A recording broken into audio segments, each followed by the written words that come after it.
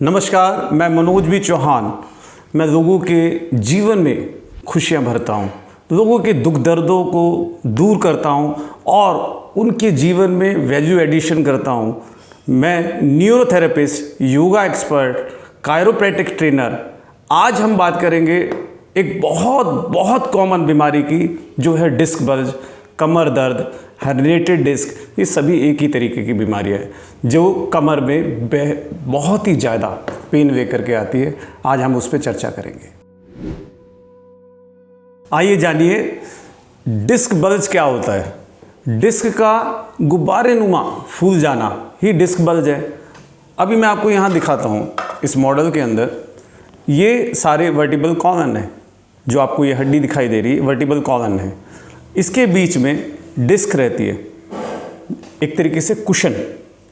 जैसे ही प्रेशर आता है, किसी भी प्रकार का कोई प्रेशर आया, झटके के साथ हम उठे या झटके के साथ ही कोई हम दौड़ पड़े या कुछ भी ऐसा किया जिसके कारण झटका आ गया, हो सकता है सोते हुए उठें, हो सकता है भागे या किसी भी कारण से मुड़े या किसी भी कारण से कुछ भी ऐसा करते हैं, तो ये जो बल्ज के रूप में जो डिस्क है, गादी है, जिसे कुशन है, ये बाहर की ओर गुब्बारे के रूप में आ जाता है। जैसे ही ये गुब्बारे के रूप में बाहर आ जाएगा तो क्या होगा, इधर से ऊपर से पूरा नर्व का गुच्छा जा रहा है और इधर से भी साइडों से भी नर्व्स जा रही है।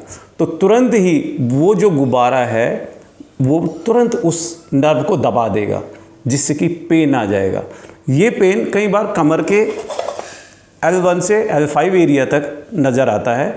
कुछ लोगों को L5 S1 एरिया में यदि दर्द रहता है या बल्ज हो जाता है तो वो तुरंत उससे क्या होता है, वो बटक में आएगा और थाई में आ जाएगा, कुछ को पिंडलियों में आ जाएगा और कुछ को वो पैरों की उंगलियों तक भी नमनेस आ जाती है, जिसे साइटिका कहते हैं।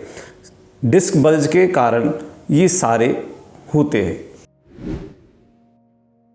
अब हम जानेंगे कि किस प्रकार से हमें पता लगे कि डिस्क बल्ज है और कैसे इसके लक्षण क्या होंगे। सबसे पहले तो बहुत सिंपल सी चीज़ है, कमर में अच्छा खासा पेन आएगा और वो भी कहाँ से आएगा, L1 से L5 एरिया तक खूब अच्छा सा दर्द आ जाएगा, जो रेडिएट हो करके वो दर्द चारों ओर फैलता हुआ नज़र आएगा। कुछ पॉइंट पे भी हो सकता है, लेकिन चारों ओर फैलता हुआ कमर पे नज़र आता है। दूसरा, अगर ज़्यादा बल्ज हो गया है या L5 S1 एरिया में अगर वो बल्ज आ गया है तो उसका दर्द आपको कमर के कूल्हों में नज़र आएगा, थाई में नज़र आ सकता है, वो पिंडलियों में नज़र आ सकता है, वो नीचे तक जा सकता है।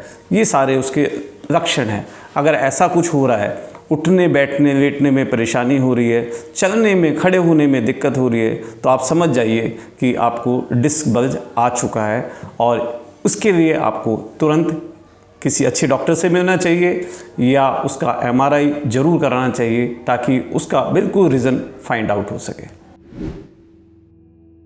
अभी मैं आपको बताने जा रहा हूँ, अगर डिस्क बल्ज आ चुका है तो अब क्या करें, ठीक है। तो उसमें क्या सावधानियाँ रखें कि डिस्क बल्ज और ना बढ़ जाए, वो हर्निएटेड डिस्क में ना बदल जाए, मतलब गुब्बारे का और बड़ा रूप उसमें ना आ जाए। तो वो क्या करना चाहिए, सबसे पहले तो उस व्यक्ति को आराम करना चाहिए। सीधा लेट करके आराम जितना ज़्यादा करेंगे उतना उसको फ़ायदा होगा। दूसरी चीज़, आगे नहीं झुकना है। कोई भी सामान लेने के लिए आगे झुक जाते हैं और वो नहीं करना है, क्योंकि जैसे ही हम आगे की ओर झुकेंगे तो ये बल्ज ये और ज़्यादा फैलता हुआ बाहर की ओर आएगा, नर्व को प्रेस करेगा। तो वो नहीं करना। वज़न नहीं उठाना है। वज़न जैसे ही कोई भी आप उठाएंगे तो तुरंत उसका जो लोड है, जो वज़न का आपने हाथ से उठाया, लेकिन वो रीढ़ के ऊपर उसका वज़न आना ही आना है, तो उसको भी आपको वज़न को नहीं उठाना, आगे नहीं झुकना, ज़्यादा वॉकिंग के चक्कर में नहीं पड़ना। बहुत सारे लोग कहते हैं वॉकिंग करो, नहीं वॉकिंग नहीं करना, सीढ़ियाँ नहीं चढ़ना, ये सारी चीज़ें नहीं करनी चाहिए जिसको डिस्क बल्ज आ गया है। अगर दर्द आ चुका है, डिस्क बल्ज हो चुका है, ये आपको पता लग गया है, तो क्या डाइट नहीं खानी चाहिए। सबसे पहले मैं वो बताऊंगा क्या नहीं खाना चाहिए। खट्टी चीज़ें नहीं खानी है। जैसे ही आप खट्टी चीज़ें खाएंगे, इमली, अचार, कुछ भी ऐसा जो खट्टा है, नींबू या और भी दूसरी खट्टी चीज़ें हैं, वो आप खाते हैं, दही, छाछ, ये सब पीते हैं तो इस दर्द का बढ़ना लाजमी है और ये दर्द आपका बढ़ जाएगा। दूसरी चीज़, वात की चीज़ें नहीं खानी, क्योंकि ये वात रोग है। वात रोग मीन्स हड्डियों का रोग है, ठीक है। तो हड्डी के रोग में आपको बहुत सारी चीज़ें नहीं खानी, वो मैं बताने जा रहा हूँ। जैसे उड़द की दाल, आपकी अरहर की दाल, राजमा, छोले, लोबिया जैसे मोटी चीज़ें या चना, इस टाइप की चीज़ें नहीं खानी है ये, क्योंकि ये वात बढ़ा देगी। और आप सब्जियों में जो है अरबी, मटर है, बैंगन है, ये नहीं खाना है। अगर ये खाएंगे तो नेचुरली ये वात बढ़ेगी। चाय कॉफ़ी का सेवन ना करें, जिससे वात बढ़ने से उस पर प्रेशर आएगा और दर्द रेडिएट होगा, दर्द बढ़ जाएगा। नॉन वेज तो बिल्कुल ही नहीं खाना, अंडा भी नहीं खाना। नॉन वेज मतलब क्रॉस ऐसे मार दीजिए, नॉन वेज नहीं खाना, अंडा नहीं खाना, कुछ नहीं खाना, ये चीज़ें नहीं खाना, क्योंकि पाचन उनका मजबूत नहीं था। पाचन मजबूत ना होने के कारण एसिड ब्लड में बढ़ गया, जिसके कारण ये डिस्क एक तरीके से बहुत ही मुलायम हो गई, जिसके कारण वो फैल करके बाहर आ गई है। तो पाचन अच्छा नहीं होता, तो इसलिए नॉन वेज तो पचेगा ही नहीं उसको, वो भी नहीं खाना है आपको। अभी मैंने ये बताया कि क्या नहीं खाना है, अब खाना क्या है, अब मैं आपको ये बताने जा रहा हूँ। खाने में कैल्शियम युक्त चीज़ें आप खाइए। कैल्शियम युक्त चीज़ें जैसे प्याज खा सकते हैं, ठीक है, शलजम खाइए, मूली खाइए, हरी सब्जियां खाइए, इनकी मात्रा बढ़ा दीजिए। और कैल्शियम युक्त जैसे मखाना ये खा सकते हैं। और आप बहुत सारी जो सफ़ेद तिल खा सकते हैं, सफ़ेद तिल बहुत फ़ायदा करेगा। गोंद, वाइट कलर का जो गोंद होता है, भिगो करके उसे खाइए। ये सब आपकी जो कैल्शियम से रिच जो चीज़ें हैं वो आप खाएंगे तो वो आपको फ़ायदा करेगा इसके अंदर। और पानी की मात्रा बढ़ा दीजिए। जनरली ये बीमारी जितने भी मैंने पेशेंट देखे हैं, बाद में या काफ़ी पहले उन्होंने पानी की मात्रा काफ़ी कम सेवन किया होता है, ऐसा जनरली देखने में आया है। तो पानी की मात्रा बढ़ा दीजिए, क्योंकि पानी की मात्रा आप बढ़ा देंगे तो ब्लड में एसिड जो पीएच है वो कम होता चला जाएगा, जिससे कि इस बीमारी को हील करने में बहुत सहायता मिलेगी। पानी की मात्रा, कितनी पानी की मात्रा? हर घंटे में 1 गिलास पानी, लगभग 10 गिलास पानी आप सेवन कीजिए, बहुत फ़ायदा करेगा आपको ये। अभी जैसे ही मैंने कैल्शियम युक्त चीज़ों की बात करी तो तुरंत सभी लोग प्रश्न करते हैं, क्या हम दूध ले सकते हैं, क्या हम पनीर खा सकते हैं? देखो, गरिष्ठ भोजन तो खाना नहीं है ना, पनीर भी एक गरिष्ठ भोजन में आ गया। दूसरी चीज़ है दूध। दूध लोगों तो गैस बनेगी, लेकिन अगर दूध की फॉर्म को थोड़ा सा चेंज कर दें, ठीक है, कैसे? अगर उसकी मलाई उतार दी जाए, उसको टोन्ड मिल्क टाइप से बना दिया जाए, है ना, तो वो उतना नुकसान नहीं करेगा। मीन्स वो कुछ ना कुछ फ़ायदा ही करेगा, नुकसान नहीं करेगा आपको बॉडी के अंदर। वो कैल्शियम के रूप में भी है, और बाकी बहुत सारी चीज़ें और भी दूसरी चीज़ें ना कैल्शियम युक्त लेने की, वो भी आप ले सकते हैं, वो सब लीजिए।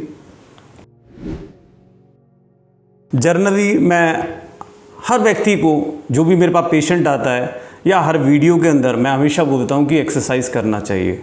अगर आप एक्सरसाइज नहीं करते हैं, है ना, तो ये बीमारियाँ आती है, नेचुरली है। अगर आप एक्सरसाइज करते हैं अच्छे ढंग से, चाहे वो कोई सी भी एक्सरसाइज हो, अगर अच्छे से कर रहे हैं तो नेचुरली ये डिस्क बल्ज जैसी क्या और भी दूसरी दिक्कतें नहीं आएगी। अगर आप 20 मिनट 25 मिनट अपने लाइफस्टाइल के अंदर अपने एक्सरसाइज को जोड़ देते हैं, रोज़ सुबह उठ करके सबसे पहले एक्सरसाइज करते हैं, तो ये दिक्कतें नहीं आएगी। लेकिन फिर भी लोग सुनते नहीं हैं, क्योंकि आसान नहीं है ये, है ना। लेकिन ये अगर इस आदत को आप अपना लें तो मुझे लगता है कि बीमारी नहीं आएगी। अगर आ गई है तो अब क्या करें, तो वो मैं बेहतरीन एक्सरसाइज आपको बताने जा रहा हूँ आगे की वीडियो में कि किस प्रकार एक्सरसाइज करनी है अगर डिस्क बल्ज आ गया है। और ये वो लोग भी कर सकते हैं इन एक्सरसाइज को जिन्हें डिस्क बल्ज नहीं है, ताकि डिस्क बल्ज आए ना या कमर का दर्द आए ना। अगर वो भी करेंगे तो भी फ़ायदा, और दोनों ही कंडीशंस में ये आपको फ़ायदा ही फ़ायदा देगी ये एक्सरसाइज। आगे की वीडियो में आपको बताता हूँ। आओ सीखते हैं डिस्क बल्ज के लिए वो बेहतरीन एक्सरसाइज। आइए, पहले क्या करना है, जिस भी पाँव में दर्द है, ठीक है, मेनली होता है दूसरी भी पाँव में दर्द हो, उस पाँव को पहले मोड़ना। मान लीजिए इसके इनके राइट साइड में अगर दर्द है तो राइट वाला पाँव हम मोड़ेंगे और दूसरा पाँव को सीधा करेंगे, श्वास भरेंगे और दबाएंगे। दबा दीजिए, कुछ सेकंड होल्ड कीजिए। ये 5 से 10 सेकंड हो सकता है, अपने सामर्थ्य के अनुसार कीजिए। ठीक है, अब इस पाँव को छोड़ दीजिए, सीधा करेंगे। दोबारा फिर से इसी पाँव को मोड़िए, दोबारा मोड़िए और फिर से दबाएंगे। इस प्रकार से सांस भरें और दबाइए, छोड़ दीजिए। ये 5 से 10 सेकंड तक होल्ड करना है। जैसा आपका सामर्थ्य आप बढ़ाते जाएं, चाहे बेशक से। दूसरे पाँव से इससे 2 बार किया था जिसमें दर्द है, अब इससे 1 बार करेंगे। इसी प्रकार से 1 बार कीजिए, फिर से छोड़ देंगे। ये 1 सेट हो गया। इसे 5 से 10 सेट तक भी आप कर सकते हैं। ठीक है, सामर्थ्य का जरूर आपको ध्यान रखना है। दूसरी बेहतरीन एक्सरसाइज, दोनों पाँव को फोल्ड कीजिए, दोनों हाथों को दाएं बाएं खोल दीजिए। अब ये आप नीचे भी कर सकते हैं, मैं इस टेबल पे करा रहा हूँ। ठीक है, यहाँ टेबल उपलब्ध है तो मैं टेबल पे करा रहा हूँ। आप इसे नीचे गद्दे पर भी कर सकते हैं या बेड के ऊपर भी आप कर सकते हैं, क्योंकि आपके हाथ अच्छे से फैल जाएंगे उसमें। दोनों पाँव को अपने लेफ़्ट साइड पर ले जाइए, दोनों घुटने ऊपर रखेंगे एक दूसरे के ऊपर, एक घुटना दूसरे के ऊपर, गर्दन को घुमा देंगे और इसे हल्का सा दबाने की कोशिश करेंगे, इस घुटने को नीचे की ओर। देखेंगे तो स्पाइन जो वो खिंच गई है। आप देखिए कि स्पाइन जो है वो ऐसे करके रोटेट हो गई है। ठीक है, यहाँ से देखेंगे तो। अब वापस आएंगे, एड़ियों को फिर से नितंब के पास कीजिए अधिक से अधिक। हाँ, इसे जब अब लेफ्ट साइड ले गए थे तो विपरीत दिशा में आइए, विपरीत दिशा में आइए। फिर से देखिए गर्दन दूसरी ओर घूम गई है, हाथ खींचे हुए हों तो बहुत अच्छा। और देखिए यहाँ पर इनका पंजे के ऊपर पंजा है, एड़ी के ऊपर एड़ी है और घुटने के ऊपर घुटना है। राइट पोजीशन है, सांस भरे और इस घुटने से नीचे की ओर दबा दीजिए। अब फिर से देखिए, सांस भरने से तो लंग्स तो हो ही रहे हैं बढ़िया, और यहाँ स्पाइन का भी देखिए एकदम से मूवमेंट दोनों साइड हो गई है। ये हुआ एक सेट बना। ये क्या बना? एक सेट बना। इस सेट के 5 सेट बना दीजिए, 10 सेट भी कर सकते हो, जैसा सामर्थ्य हो। अब दोनों पाँव के बीच में डिस्टेंस बढ़ा देंगे। कितना? कंधों जितना डिस्टेंस बना दीजिए। दोनों हाथ को फिर से दाएं बाएं खोल दीजिए। ये थर्ड एक्सरसाइज है। थर्ड एक्सरसाइज में क्या करेंगे? घुटनों को फिर से अपने लेफ्ट साइड पर ले जाइए, गर्दन को अपने राइट साइड पे ले जाइए। स्पाइन फिर से घूम गई है, ट्विस्ट हो गई है। अब इस वाले घुटने से अपनी एड़ी को दबाने की कोशिश करें।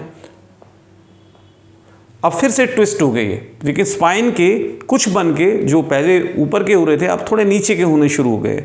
इसको दबा देंगे। 5 से 10 सेकंड रोकिए, जैसा सामर्थ्य है। ठीक है, वापस आएंगे। अब दूसरी ओर ले जाइए इसी पाँव को, फिर से अपने घुटने से एड़ी को दबाने की कोशिश कीजिए। उधर गर्दन को पूरा घुमा दीजिए, हाथों को खींच के रखिए। मैं फिर से बता रहा हूँ, या मैं टेबल पे करा रहा हूँ, आपको ये नीचे करनी है या गद्दे पर करनी है। ठीक है, बहुत सॉफ्ट गद्दा ना हो, नॉर्मली जो गद्दा होता है घर के अंदर उस पर कर सकते हैं, ज़मीन पे कर सकते हैं। ठीक है, मैट बिछा के कर सकते हैं उस पर, लेकिन मैट बिछाएंगे तो उस पर थोड़ा सा गद्दा जरूर डाल दीजिए, क्योंकि हल्का सा सॉफ्ट रहना चाहिए। इतना सॉफ्ट नहीं कि बहुत ज़्यादा स्पंजी हो, इस पर नहीं करेंगे आप। ठीक है, इस प्रकार से कीजिए। अब ये थर्ड एक्सरसाइज होगी। ठीक है, अब इसकी रिपीटेशन भी आप 5 से 10 बार कर सकते हैं, और जो रुकने का जो कैपेसिटी है वो 5 से 10 सेकंड की है हर एक्सरसाइज के अंदर। अब फोर्थ वन एक्सरसाइज, दोनों हाथों को आप नीचे कीजिए, दोनों पैरों को फिर से वापस फोल्ड कीजिए, एड़ियों को अधिक से अधिक पास लेके आए। ठीक है, हाँ, नितंब के पास ले आए, श्वास भरा और इसे ऊपर उठाया। इतना। अब कई बार क्या होता है, सर्वाइकल पेन होता है। सर्वाइकल पेन में इसे बहुत ऊपर नहीं उठाना, आपको सर्वाइकल एरिया पे जोर नहीं आना चाहिए। अगर सर्वाइकल पेन भी है साथ में तो सर्वाइकल एरिया वाले में जोर नहीं आना चाहिए, आपको सिर्फ और थोड़ा सा नीचे रख सकते हैं इस केस में। ठीक है, अगर सर्वाइकल नहीं है तो आप जितना उठा सकते हैं उठा दीजिए फिर, और फिर टमी टक कीजिए। मतलब आपको क्या है, टमी को अंदर की ओर खींच लेना है। दबाइए इस प्रकार से, देखिए टमी टक हो गया, दबा दिया तो क्या होगा, ये सारी जो मसल्स हैं उस पर एकदम प्रभाव आएगा। वापस धीरे से नीचे आ जाएंगे, नीचे आ जाइए। ये फोर्थ वन एक्सरसाइज हो गई। अब मैं 5वीं बेहतरीन एक्सरसाइज डिस्क बल्ज के लिए बताने जा रहा हूँ। आप मुड़ जाइए। अब पेट के बल आ जाएंगे। दोनों एड़ियों को आपस में मिला दीजिए, दोनों पंजों को लिटा दीजिए आराम से। दोनों पैर मिले हुए, दोनों हाथ चेहरे के दाएं बाएं रखेंगे। चेहरे के दाएं बाएं रखिए। गर्दन को ऊपर उठाइए, गर्दन यहाँ ऊपर उठ गई है। श्वास भरेंगे, धड़ को भी ऊपर उठाइए। बस ठीक है, इतना सा करना है। अब स्पाइन पर यहाँ जोर आ रहा है, देखेंगे बल्ज क्योंकि बाहर की ओर है, अब ये अंदर की ओर जा रहा है यहाँ से, तो स्पाइन पर यहाँ जोर आ रहा है, यहाँ पर पूरा यहीं पर ही L1 से L5 एरिया में, S1 एरिया में ही बल्ज है। तो ये आप 5 से 10 सेकंड तक रुकना है। लेकिन फिर मैं वापस कह रहा हूँ, अगर 2 सेकंड है, 3 सेकंड है, ये सामर्थ्य है, आप अपना इस्तेमाल कीजिए उस हिसाब से जितना रुक सकते हैं। आप धीरे से नीचे आ जाइए। ये एक हो गया। इसी प्रकार से आप 5 से 10 रिपीटेशन कर सकते हैं। दूसरी बार फिर से करके दिखा रही हैं।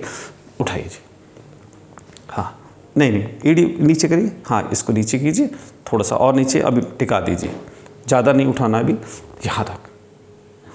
अभी इनकी देखिए कोहनियाँ हैं, ये अभी नीचे लगी हुई हैं, बस इन्होंने खींच करके पीछे की ओर किया हुआ है। अब इतना करना है अभी फ़िलहाल, ठीक है। धीरे धीरे जैसे सामर्थ्य बढ़ता जाएगा तो फिर उसके बाद आप दूसरा करके जाइए, दोनों कोहनियों को सीधा कर दीजिए। लेकिन ये वाली जो पोजीशन है ये बाद में करनी है, अभी नहीं करनी, शुरुआत में नहीं करनी। जब करते करते काफ़ी समय आपको हो जाए, 5, 10 दिन, 15 दिन हो गया है, तो आप इसको फिर से इस तरीके से कर सकते हैं। आप पूरा उठ गए, फिर धीरे धीरे करके नीचे आ जाए। अब छठी एक्सरसाइज मैं बताने जा रहा हूँ। दोनों हाथों को नीचे कीजिए, बिना घुटना मोड़े जिस भी पाँव में दर्द है उसको ऊपर उठाएंगे। मान लीजिए इनके इन पाँव में दर्द है, तो देखिए ये पूरी तरीके से पाँव ऊपर की ओर उठा हुआ है, खिंचा हुआ है, लेकिन टेढ़ा मेढ़ा ना हो। ऐसे टेढ़ा और मेढ़ा नहीं होगा, बिल्कुल सीधा। देखो इनका बिल्कुल सीधा पाँव है और इसका जोर सिर्फ यहाँ पर आ रहा है, वापस इस बल्ज पे आ रहा है, इस एरिया पे आ रहा है। रुकना कितना है, वही 5 से 10 सेकंड का समय आपको देना है। धीरे से नीचे आ जाइए।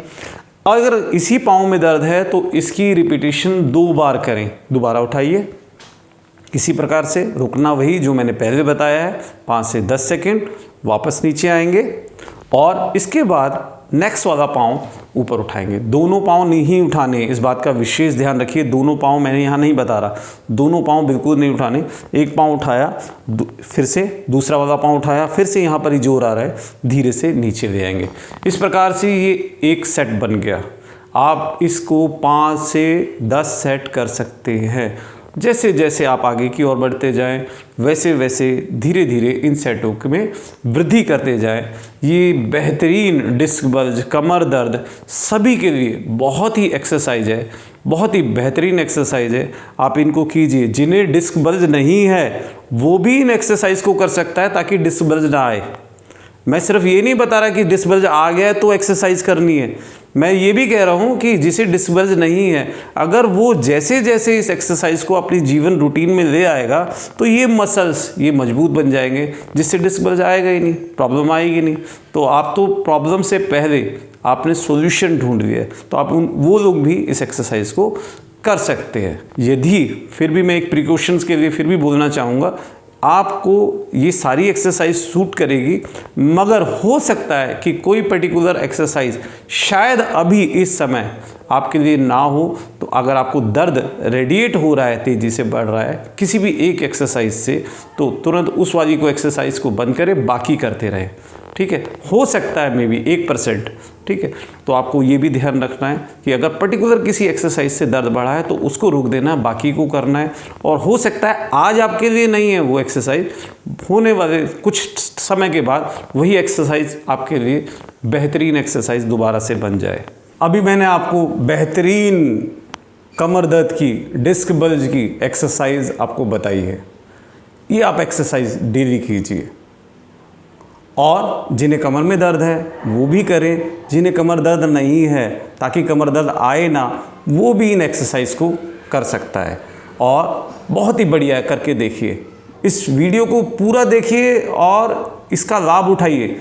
और आपको यदि फ़ायदा होता है, आपको ये वीडियो अगर पसंद आती है तो इसको शेयर करना ना भूलें, क्योंकि हो सकता है कि आपके मात्र शेयर कर देने से किसी का कमर दर्द ही ना आए।